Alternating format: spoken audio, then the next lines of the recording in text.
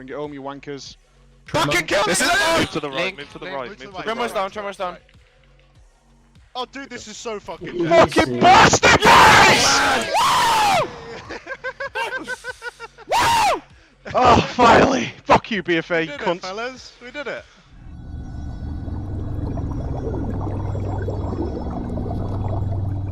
Ladies and gentlemen, BFA is over!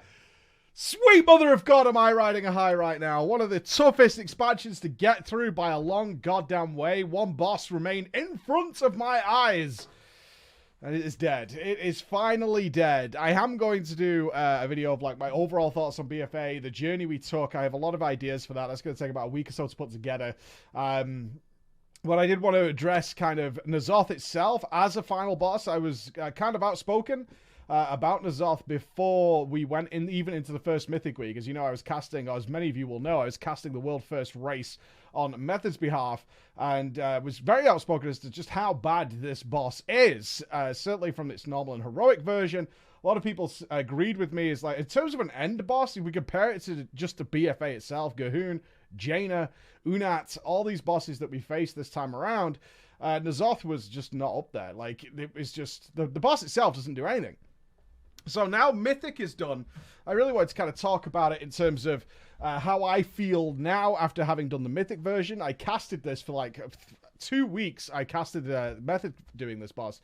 But of course, doing it yourself brings a whole different light to it. The struggles, you can really deal with the struggles the guys are going through and feel it for yourself of what limit we're going through and all the other guilds that have killed this already. And my God. It's a tough boss for all weird reasons, man. It's a tough boss for all weird reasons. Do I like the boss anymore? No, not really. I still consider this to be like heroic plus is what I would consider it. In terms of, it's just a heroic fight, but all the stuff you deal with in heroic kind of is just, it's not a thing after you do even a small bit of Mythic. Heroic just feels so strangely simple. Like, such a basic encounter, let alone normal. And well, LFR's kind of really hard mode right now, as I'm sure many of you have seen. But it's a long fight, and that's difficult. It's a long fight. And I want to go through kind of the journey that my guild went through here. This was difficult for us as a guild. I think it's like a world 70th kill, which is about 20, 30 places lower than what we had throughout most of the tier besides Uldia. And for a good reason. In fact, I'm really happy with how the guys came out of this. We do not have a good comp for this. As you can see, I'm listed in the immunities. You got to see that. I am one of the immune classes. No, Druid doesn't have an immunity. We are going to be doing things like that. We also, as the tier went up, we had people who were going on vacation, going things like that. So the comp kept changing. And you're going to see why, how negative that impacts our progress. So as a guild, I think we should be happy with this, and most of the guys are happy. But we also went through a phase, certainly last week, where we should have killed it by now. Like, the guild expects it to be dead, where people started to get tetchy at each other. For a usually really laid-back guild, there was definitely people who were starting to get argumentative with each other and starting to get a little bit frustrated with how this boss goes. So, all those things are things your guilds will deal with. That's what, you know, these are the things that I experienced that your guilds will deal with. How do you deal with that? How do our raid leadership deal with those kind of things? And I do kind of want to talk to Alex over maybe in the next couple of weeks to talk about how BFA evolved as a relatively new guild. This guild was only put together during Antorus in Legion. And how he's managed it and how the comps changed and the people who stuck around and the people who've moved on. And also dealing with things like people getting upset. And we did have some people get upset. We had to bench some people. We even had to bench one of our immunity classes just because his net connection was just not up to snuff on a couple of progress nights. And progress is so important here.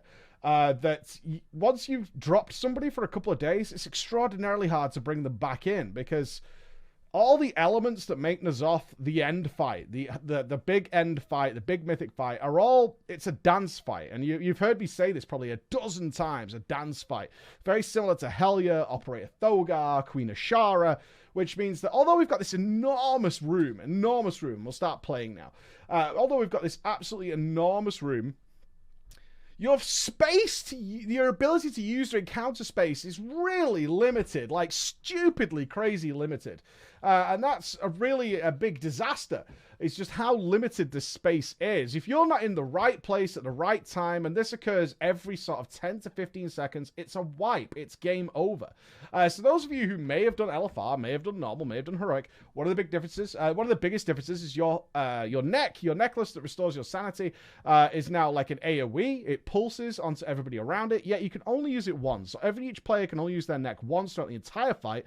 And we do have this mythic extra phase, which is what it is. It's not particularly good, but it forces you to break your necklaces on these countermeasures that are inside of this inside the chamber of the heart that you have to deal with there. So it's hard when I'm casting it, and it's also hard even when I've watched some of the limit streams as well. It's hard to get over just how hard some of this stuff is, even though it's not particularly interesting. There's a very big Muru vibe for this, and for those of you who haven't seen my Muru video, I suggest you watch it, because Muru has this legacy throughout the years of being this mega boss. Yet, as somebody who did Muru, it's a shit boss. It's awful. It's really bad. You just kill waves of ants for ages, and then you nuke the boss. It's really quite bad. But this is basically a Muru-style fight. I'd imagine some people might give this more legacy than, say, Una, which is the hardest boss ever in the history of the game, statistically, as more credence, because it was the actual story lore end boss of this expansion. I know some of you hate that as well. So for a lot of things that are happening here, especially if you're a guild that's going to be progressing this, or is about to progress this, some things you need to be aware of. Paranoia is going to be the cause of so many of your wipes. This first few seconds into the fight, this is where it's going to go wrong. And one thing I can tell you is that you can rescue this. And this is the big thing about N'Zoth progress. What Paranoia does, as we see, it'll come out here. You can see we got this spread weak over here. Right, so I paired with Vapis, one of our healing priests. And you can see the lines are everywhere. So everybody in the raid gets Paranoia every single time on Mythic. And what you'll see, again, a classic thing, overlapping of abilities. You can see the AoE coming out from the boss at the same time. This drops health massively, although over the course of what you can see is people not really taking much damage here. I guarantee you, your first couple of tries of this, or the first 30 tries, that first Eternal Torment, that big wave, is actually going to just like nearly kill people, like straight away. It's going to wipe them out. It does so much damage. And Paranoia is interesting because your thing with Paranoia is you've got to get to your partner. However, this fight is all about sanity as much as it is staying alive. And every time you clip somebody else's circle, and you can't see yours, but every time you kind of clip somebody else's circle, you're going to lose sanity. Now, you can rescue that by using necks. The problem is you're not going to be able to kill the boss, and it can be decided here, and it can be decided right quick, is that you can kind of keep pushing through, and on progress you will do that. But ultimately, you have to get to a point here where nobody is really losing more than little slivers of sanity. And if they do, you pray and hope they're not part of like the Psychus wave that's coming.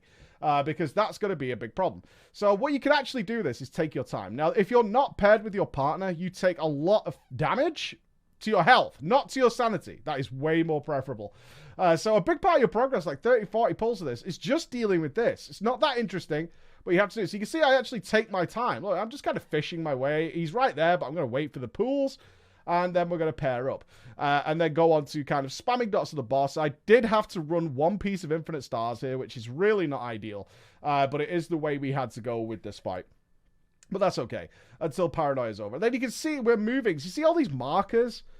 This is just the tentacle spawns. You'll see them in normal and heroic. But it's a case of every tentacle here needs to die at a kind of a certain time. You're going to get a mix of these spike tentacles. You're going to get 2 corrupted tentacles and 2 basher tentacles. The 2 bashers need to be tanked.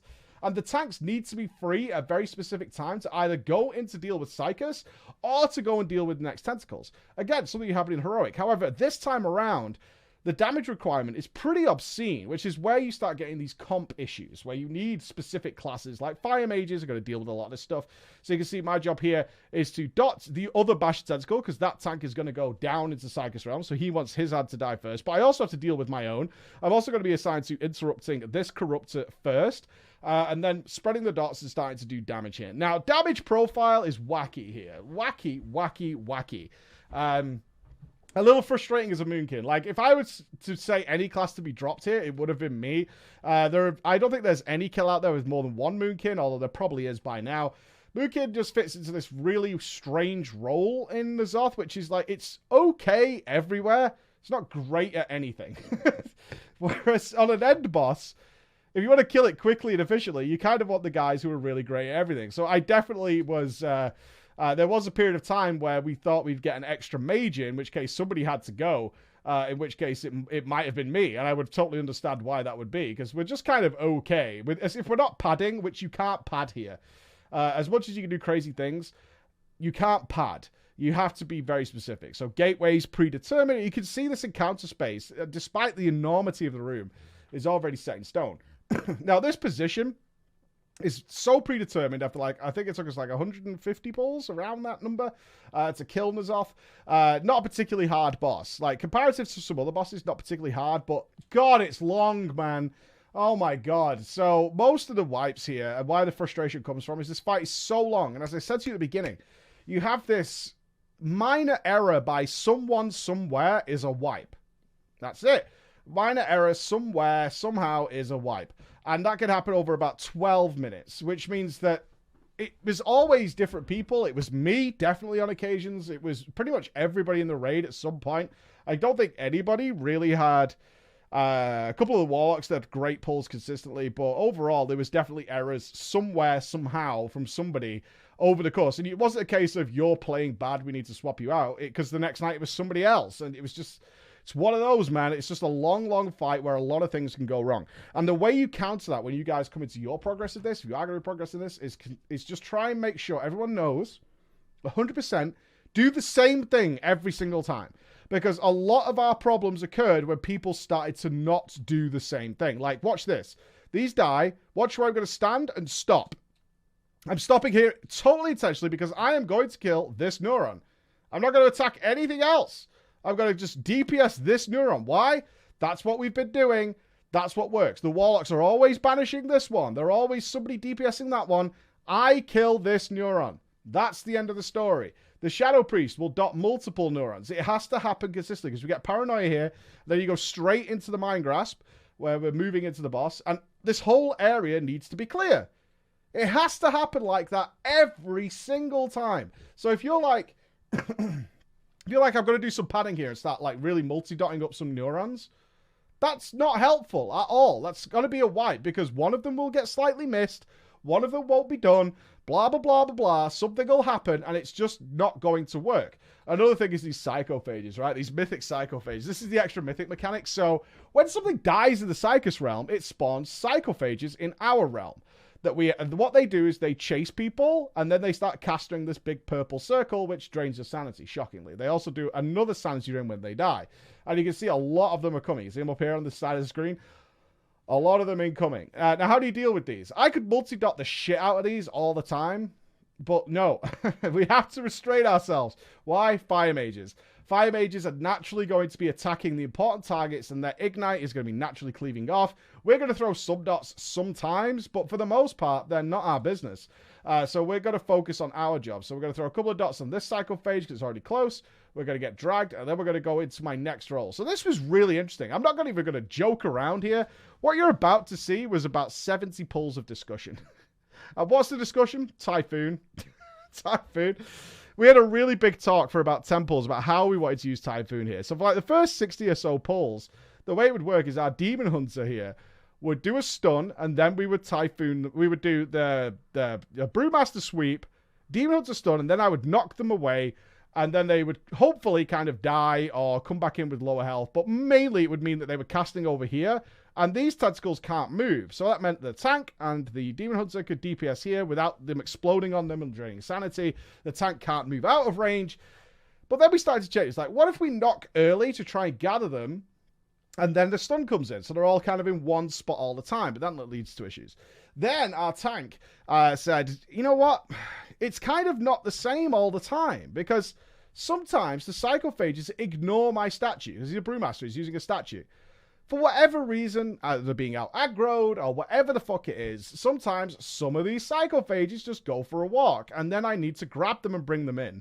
Which means that even if you knock then, some of them are going to drift in, and then they're going to be on this side. Sometimes they're perfect, sometimes they're not. This isn't it's annoying because sometimes the whole area is covered in these casting things, and it sucks because I can't move out of melee range, so I have to take the sanity hit, blah, blah, blah. So the choice then came is wing it. Sometimes they'll call for it, sometimes they won't, but make a judgment call. If I see a lot of psychophages casting at the same time, give them a knock. Try and knock them into one area. So you can see in this one, I saw the problem. So I should be gathered here for a spirit link and all this kind of stuff from our resto shaman. However, I can go and stand here and knock that way. But what I'm seeing is psychophages coming from this side and this side. Now, these are kind of going to go that way already, but I'm not going to be able to knock these. So what's the plan here? So this time around, I decided to go around the other side, throw some dots in the spike tentacle. Psychophages, you can see there were more coming here. So I got like in the mix here to knock them that way. And that should leave a gap here. That was my play. But it worked for the most part. I mean, Loz took a couple of hits who is tanking here as they didn't die off because they were coming in late and stuff. But this is all the kind of discussion you're going to have is this kind of element of randomness to it. Now, I can't tell you, right? You can see here Psychus is a low health. This whole fight is a big disguise. It's a big circus of cluster shit for nuke the fucking boss. That's all it is. Nuke the boss. And I mean that sincerely because if you have these windows to DPS N'Zoth, right? We've got phase 1 now, and then we've got another one. Then we've got the middle phase. Then we're going to go up to the mythic phase, and then we've got to kill the boss. Every percentage you can squeeze out, like, now, matters later. Kind of like Lady Ashvane. Ashvane was the same. You knew you were wiped on Ashvane within the first, like, 40, 50 seconds of the fight. Maybe a minute and a half, something like that. Because you just weren't able to get the HP back. So, one very important thing we decided earlier is a countdown. A countdown as Psychus. When are you coming out? Because I need to get set up. Now, we actually screwed it up a little bit here. I think if I can play the audio for you. Oh, yeah, get him up, please. That's all right. Need a knock under boss. Never mind. Because the damage Actually, comes from nowhere. need a knock under boss. So there's the knock. Thank you. Perfect. There you go, the knock. Perfect. Just hard switch to Psychus. The Ignite will have to kill that probe. Right, so there's something wrong going on downstairs. We can't see it, but you can see Al says hard switch to Psychus, to the guys downstairs, because something's going wrong. And then he almost calls for a stop, I believe. And the reason this is important, why I'm paying attention to this, and all these guys are, even though we're upstairs, is the second N'Zoth is vulnerable, we need spells traveling to N'Zoth. So he becomes vulnerable and he's instantly being punched in the fucking bollocks, right? We need every scrap of damage we can get. Let's listen. Cool. There. Actually, stop on Psychus. Stop. We're actually ahead. I thought they would be behind. Coming out in 2, 1. Fucking hell. Don't know where the damage came from. So we weren't set up. So that could have been a big problem. That could have been a big problem because we're coming into this burn phase. Upstairs team hasn't positioned themselves yet. You obviously want your feet planted as we kind of regather the raid to use necklaces and things. So it was actually worked out totally fine, whether it was down to procs or just the fact that it didn't matter too much. But a countdown is a big deal. And this is our first burn. Now you can see our first use of the necklace here. So all that crap we've been through. We are 3 minutes 20 into this fight. You're not allowed to require, like, more than 2 necks. You do have, with the nerfs to N'Zoth, you have an extra use of a neck in order to get people up to scratch. But any more than that, and it's already a wipe. You've used too many necklaces, it can't happen. So all the paranoias we've been through, a whole Psychus phase, all that kind of stuff. Ideally, you only use 1 neck. That was one of the rare pulls. We needed 2 necks. And I think it's just because the psychophages on Loz's tentacle were slightly out of whack. And Loz has to take this stuff. So we got another paranoia here. Again, very chill. And we had a very simple system here. Kozir is a holy paladin. If you get paired with a mage, stand still. If you get paired with a healer, get to the fucking healer. I don't give a shit what you're doing. Get to the fucking healer and let him do his job. And wherever that healer starts walking, that's where you walk. Doesn't matter what you're doing, get to the healer. Because, again, this damage looks less now. But it's actually, the healers are doing extreme amounts of healing regularly through this fight. Anybody who's healed this fight, until they're used to it, which case, it's okay. But remember the early pulls where it was like, nope, this is a shitload of damage. This is a shitload of damage. So very important now. We're repeating the phase again. This is what I'm saying about it not being a particularly fun fight. We are now nearly 4.5 minutes into the fight, and we're still not doing anything different than heroic, other than everything is out to murder us horribly, right? And this is where the fight is already starting to drift into territory, really Earth territory. So bad. As we now go to do our Psychus phase, which is horrendous. This phase is horrible. We wiped so many times. Let me count it for you. Like 3, 2, 1. We've wiped. No joke. Like, this phase is crazy. So this is the phase where if you move, you take damage. There's also, from Queen Ashara, Sylvanas is also shooting these black volleys at us in order to manage this process. And we had to, like, really work hard with healers and stuff to figure out what the ideal was here. We found out in instant innovate, personals if you weren't exactly 100%, and obviously moving at the absolute minimum. But the big thing is actually this probe mind. You see the synapses casting probe mind 5 yards apart. And this is where logs come in, man. We went into the logs and we're taking like twice as much damage as other guilds in this phase. And it was all probe mind because it's a chain lightning effect. So if anybody gets hit with probe mind and they're less than 5 yards from each other, you'll see that it'll just chain to people. You see it shooting that black line, and then it'll just chain to the whole raid and just be like... absolutely horrendous. You could pad here, by the way. This was kind of annoying. In the first few pulls, I was doing a lot more damage here, but what I found is that it only takes one stray dot. Like, these psychophages aren't going to reach the tank in time. So I could dot these up and just have them, like, wearing down and stuff like that. But it was better. You've actually got to see a little bit of that, because we drop, like, a starfall that the boss is going to move through. It's going to start working. Because you want the psychophages out of the way. They're annoying the melee. They're annoying the tank. You see Loz is having to dance around these casts all the time. You see him doing it. So getting them out of the way is good, but it takes a slight over aggro, like you see there. A very tiny one, that this ad's now going to chase me to the ends of the earth. Absolutely sucks, man. Absolutely sucks. So we're going to just finish off Psychus here. No big deal. Let's go to this part. So where we get out, and now we're on this second blast phase. This is again one of those points where nobody's allowed to have taken extra sanity loss. You can't do it anymore, man. Like, everything you've done, like, it. So if you're in Psychus phase, you take a guaranteed amount of sanity damage, which is like 60. You take 60. That's just from the black volley that Sylvanas does. So you have to be out before the fourth one. So there's a very strict timer for that. And we also manage the Psychus health so that cooldowns come back appropriately as well. Because even though you could maybe blast Psychus quicker, that's not really that useful because you want cooldowns to go into the boss. The boss health is the most important thing. So sometimes you delay Psychus but manage it with the black. And there's a very, like, 3-second window, really, on your first kill where you're going to want to get Psychus out of there. So there's so much going on. But there's just nothing happening in the fight, really.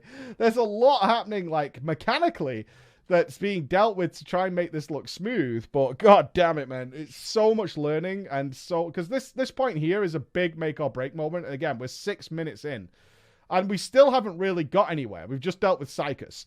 That's it. We're past the Psychus phase. That's about it. So now we're going to start seeing the Thought Harvesters. We're going to use 2 necks here.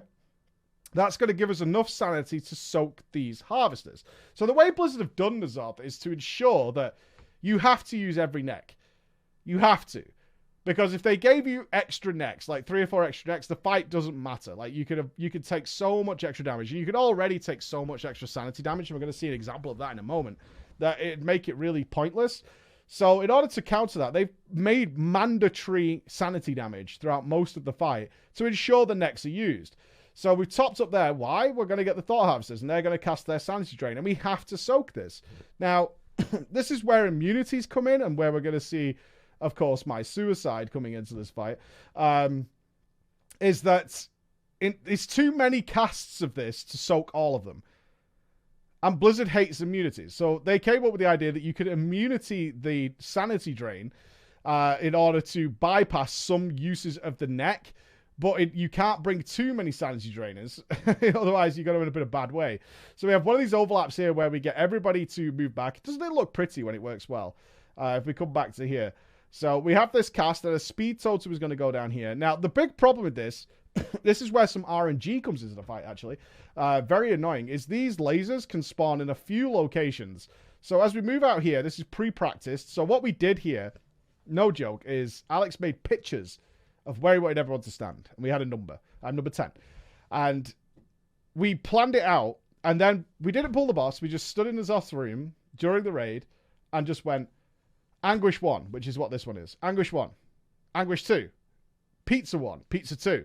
And we just had the raid collapsing and unfolding while nobody pulled the boss, just over and over again. I recommend you do that, by the way, because it will save you so much time. Because you don't want to be practicing this while the fight's going on. You want everyone to know where they're going to go. So you can see I'm stood still. You see the way I'm coming back? And of course we have this weak aura to say whether you're too close to somebody. But boss damage is so crucial. So crucial to this fight that you can't be running around all the time. You just can't do it. You need to be planting your feet and casting fucking spells. So you can see I just stay there. Like, I'm in position. Then moving to travel because the amount of times I died here simply because my corruption gear, and we don't wear more than 40 corruption unless I think a couple of the tanks do. I mean, now we're on farm, we'll definitely bump that up. But corruption slow is a game ender. It's a wipe. You just get slowed at all the wrong times. So we're going to swap here. I had a couple of deaths here where I got the corruption slow in like caster form, swapped to travel form, like you can see there, got corruption slowed again, swapped out of it because I could break the corruption slow by changing forms, and it reapplied. Like, I just got slowed constantly. By the time I got to like here, the pools were full and I died. And the other one is these lasers. Like, you see they spawned there, and they're going to go left, right? So this is really easy. We got super lucky here. This is really easy. But they can spawn, like, here, which means all these people are going to get pushed all the way around here, and we need to be back here for this anguish in 7 seconds. Nightmare. Absolute nightmare. So this one, luckily, is really quite simple. As you can see, we're going to let the lasers cast. And again, we get to pump a bit more damage, more damage, more damage. We're going to get a spirit link. It's going to be sweet. And then we're going to get back into our second anguish positions. You can see I'm going to move to here, and then I'm going to stop, cast some spells, get out of there. Now we're in a weird place where Paranoia, this is because of the nerfs that N'Zoth has had. Is Paranoia of sanity here ain't a big deal. You can see we just plowed through there just to get in position, because the way it works now, sanity starts taking a back foot from this point on. Particularly for me, because I'm about to die. I'm about to kill myself. And that's going to reset my sanity to 30 anyway. So that's not a big deal. So now we start dealing with the pizzas. Pizza 1, very, very simple. Nothing to worry about here at all. This is the easiest pizza slice we're going to do through the whole fight, because we just move to here, and then we can just nuke the boss. Throw a couple of dots on here to get some extra astral power, and then we're just going to ignore these ads completely. Like, these are a non-thing. And now you're going to see the immunity starting. You're going to see these guys popping immunities. We even have demon hunters in here. We have hunters in here. Who do we have? No, we have demon hunters, paladins, and the rogue in there, because we can no longer afford to soak these as a raid. We can't do it. This just not part of the plan. So this one, it sucks. And you're going to, I think we got a relatively bad beam here. So what, imagine, what is your goal here? What is your goal here? When this pool drops, what would you do? You're going to go towards red, right? That's not going to be a good idea at all in a lot of occasions, and in fact is going to be just wipe you all the time, depending on where this spawns, right? These lasers can spawn in all kinds of fucking places, all kinds. They can spawn right here, and as soon as you drop the anguish, it'll just blast through your raid. Super annoying. This again was a nice one. Okay, it's like a 1 in 3 chance to get the nice ones. You need to be able to deal with all of them. Although on the kill, and I will say this, on the kill we got good ones. That really does not mean that we didn't know how to deal with the other ones. We definitely had trouble, like, on occasion with that, but we had to learn all of them in order to be able to deal with it. So now I'm going to die. Now I'm going to suicide. Again, this comes down to not really having the sanity to soak these as a raid. So instead, we're going to use immunities, which is going to be going to be the mages. So that's 3 mages, 1 hunter with turtle, and me. I'm going to die here. That's why I have a soul stone. So I've got to die in here. So the way you die is I'm going to stand in here. Now, because the whole raid's not in here and the other guys aren't soaking, I'm going to take all the sanity drain from this. So I'm going to go insane. So boom. Now, we also get Paranoia at the exact same time. This goes off, these overlapping of abilities. Nightmare fuel, man. Absolute nightmare. And I'm paired with a healer. Go to the healer, right? The rules still apply. The rules still apply. Go to the healer. So I assess where people are going. I'm going to shimmy my way over. Now, I am insane here. You can see I've got a countdown coming in 13 seconds. I'm going to be crazy and mind controlled. But I do get a damage buff. However, after testing this, the best way of handling this was not me trying to squeeze out maybe an extra 4 or 5 spells in the course of this while moving with Paranoia, which means I can't really hardcast anyway. So this is why I'm just going to do this. Bye. I'm just going to go kill myself. Soulstone up immediately, then we can keep going. Sorry about that cough, by the way. It's generally due to too much talking all the time and not being able to heal it. That's all right. So we're going to re-rune because we're in good shape. Again, ignore these ads. This isn't going to cast. We take max faith that this is not going to happen. Now we do as much damage as possible. I've got to say this. This was such an enormous moment. We kind of knew we were on for a kill pull at this point. We had several wipes at like 5%, 4%. We were looking for that extra couple of percent. The boss health coming out of here is extreme. It's like 38, 37, something like that. Yeah, it's like 38.2. That is extreme. That is really low. So that's good stuff. That's really good stuff. Welcome to the awesome... Yeah, 37.8. Welcome to the awesome Mythic only phase. This phase, why it exists, Blizzard? This was just a disaster. I refuse, even to this day, even after Ian has come out and said, yes, this is what we had planned, I refuse to accept it because this is trash. This is absolute trash. We have to go to the Chamber of Heart. Here's the ad. Kill the ad and just waste necklaces. It feels like they just thought, oh, we need a way to waste necklaces. Let's do this. So you can see I use my cooldowns here. Now, this was a 50-50 depending on how the raid was looking. What usually happened is by the time we got here, we usually had like one person dead, something like that. So using my cooldowns here kind of made up for that person being dead. So I'd held onto my cooldown to Celestial Alignment, and I could have used it on the boss and even got the boss lower, because I'm not going to use it again until we're actually killing N'Zoth. Going forward, I probably wouldn't use it here, but for consistency's sake. Remember I was saying earlier we need to do the same thing over and over again, and I actually want to key up in a moment. So I'm going to use my necklace. So I'm going to let the audio play because we actually have a bit of a discussion, and part of it is why I'm rethinking using that cooldown is we actually have to stop damage before we leave this phase. So I'm going to turn the audio on here.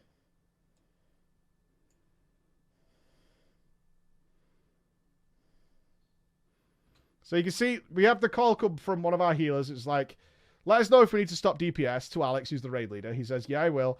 And then I key up and say, looking at the health and making judgments like, this is going to die just to dot damage. Now, why this is a problem? Why can't you just kill it and just get straight out, you might ask? We are definitely going to take this damage. We're definitely going to take this damage before we can get out of this phase, right? That is definitely going to happen. Which means by delay going out, we can heal the raid to full before we have to go into the last phase. We can actually take our time healing the raid to full without blowing healing cooldowns in order to get back out again. Now, we have to do this before the next explosive cleansing protocol things come in. Now, this is really important because if they spawn at all, if they spawn... Doesn't matter if you're in the room or not. They're going to detonate. And that's going to be a wipe if you don't deal with those things. So, wait. You see, I just completely stopped damage. I'm not touching the fucking boss. Let us get topped. Right, this is a cool thing. You just heard numlock. So, this is a weird thing. And it happens in every build that has a cutscene. If it uses a cutscene in-game where your character is still part of the game... if you're auto-walking while the cutscene's playing, your character still moves. So we're auto-walking because instead of spawn... You can actually see it happening. What should happen is you come out of this cutscene and you're here at the gateway. However, what you can see is the raid is walking. Even though we're in a cutscene, my character is currently walking towards the N'Zoth. And when we come out... But I'm actually over here as the camera reasserts itself into the last phase here. So really kind of fun that happens. So we get ourselves into this position here. And this is where we thought this phase was free. And some people might say, yeah, it is free, Mike. It is free. It still needs a few tries to get used to this. The way the last phase of the N'Zoth works, which really is kind of frustrating, is it just takes every single thing the boss can do and it just does them way, way, way, way faster. So it's just going to do anguish after anguish after anguish after paranoia after paranoia after lasers after lasers. And it's going to do these things really quickly while you're in a nuke N'Zoth as hard as possible situation, which makes it kind of frustrating because you're just for your first kill, remember, this is all first kill stuff. You're kind of just running around, trying to find ways. We spent a lot of time going over logs, checking videos, things like that. It's like, how do we get an extra % off the boss, right? So we have this one here where we get a pizza slice. And what we're going to do is actually gateway. You can see all the warlocks drop gateways. So this was a little awkward for me. I have to not touch this pool. Gateway to, because there's lasers at exactly the same time. So if you don't do that, you have to run in this laser gap to try and get through. So we gateway to here, which allows us to put an extra couple of spells into the Zoth.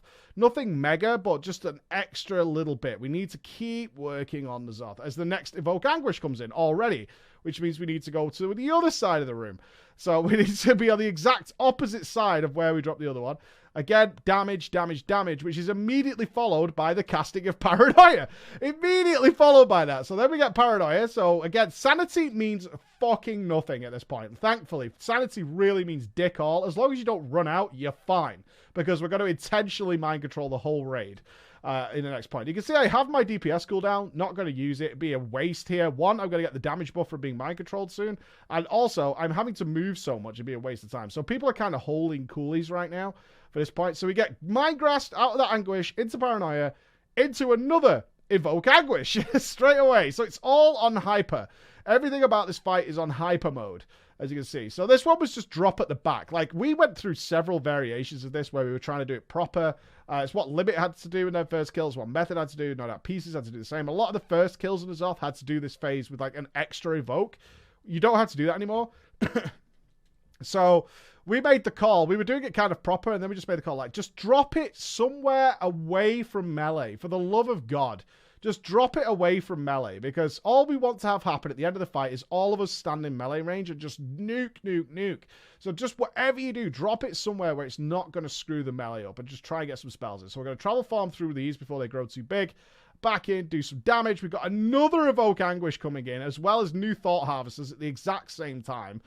Ugh. So much happening, but again, do boss damage, kill the boss, kill the boss, kill the boss. You can see I dropped 23k HP here. I had nothing left. Healthstone's gone. Healing potion is gone. I can't really heal myself at this point. I've got no Swiftmen using Guardian Affinity because there's so much incoming damage. I swapped backwards and forwards between Resto Affinity and Guardian Affinity. Guardian overall allowed me to just DPS a bit more than dropping out of farm and healing, although it was less raid healing. Drop that one. Lasers at the same time. More Thought Harvesters are going to come into the fight as well. As you can see, there's 4 of them in the fight right now. But this is it. This is it. So after you've gone through all that, then we can finally nuke. Do you want to rest Proto or save it for the Lost now. Lost. Get Proto up and last. No, left. F for popping coolies and having to combat res during them. During the final burn of the last boss of the expansion. Big F's in the chat for me. Second potted if you haven't. Get Proto up. Focus on keeping Lawrence up. Bomb on the Warlocks. Bomb on Yes, the Warlocks. please.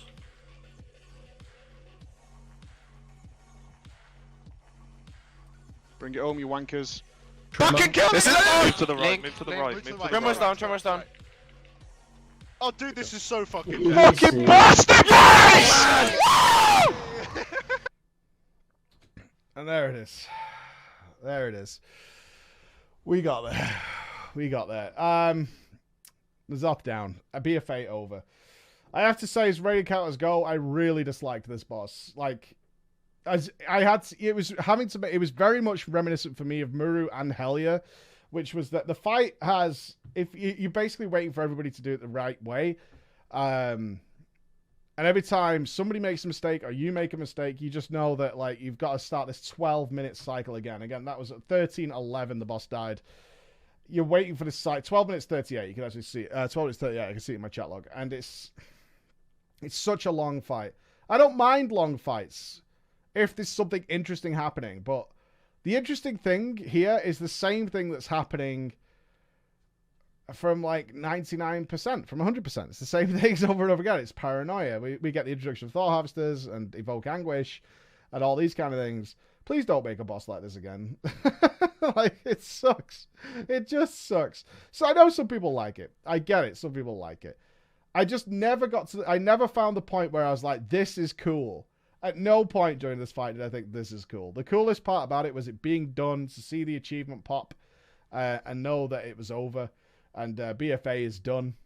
it does feel like a fitting end to BFA overall. I said I've got a more expansive thought on this fight, but I hoped for so much from N'Zoth. I did. I had so much hope. And I remember from the first time seeing the fight on the PTR thinking, oh no. Oh no. Well, there it is. Ladies and gentlemen, N'Zoth Mythic BFA is done. We can have Shadowlands Alpha now. Thank you very much for listening, guys. I'll see you again. Bye-bye.